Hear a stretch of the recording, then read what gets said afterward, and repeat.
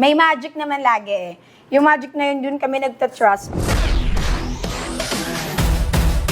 Hello, Dance Universe! This is Coach Cheng and I'm one of the star choreographers ng Stars on the Floor.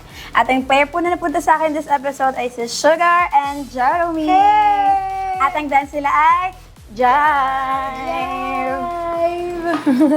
So, yung unang run nila sa tech run namin, medyo kinakapapa yung staging eh. So, understood ko naman na medyo nandun pa sila sa pag-iisip nung lawak nung stage kasi ngayon lang nila nasayaw sa ganun kalawak na place yung piece. And yung mga props, syempre nagkaroon din kami ng adjustment kasi yung pag-ikot may mga fences pala doon sa gilid na pag dinaanan nila, medyo nakaka-delay siya ng timing. Pero nagawa naman namin siya ng paraan.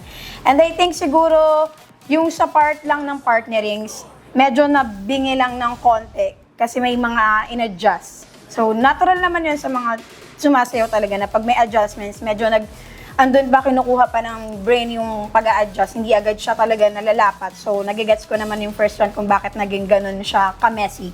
So, yung second run naman, dahil siguro na-pick up na, nakuha na, yung timing nandun na, nagawa nila, and smooth yung second run namin. And yung pag-out din ng turn ni Jiro, yung paggaling sa likod ng kawayan, maganda yung nagawa nila doon.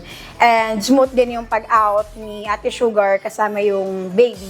And yung mga lifting nila nagawa din na nasa timing at ang ganda nung surprise na yon kasi sharp siyang nagawa.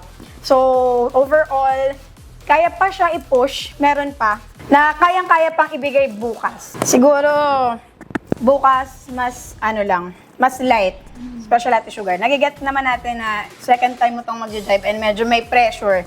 Kasi gusto mo siyang magawa ng maganda. Nagagawa mo siya, kailangan lang natin ihinga. And for Jiro, siguro kailangan mo lang, since ikaw yung mas nakakagawa ng mga dances mabilis, mas i-guide mo lang siya na kaya niya yun. Kailangan nyo ng duo effort. So, habang nagsasayaw, pwede nyong i-hype yung isa't isa para andun yung energy nyo nagmamatch.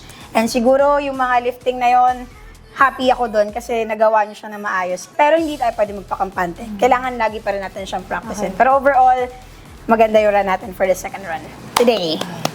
Stars on the floor.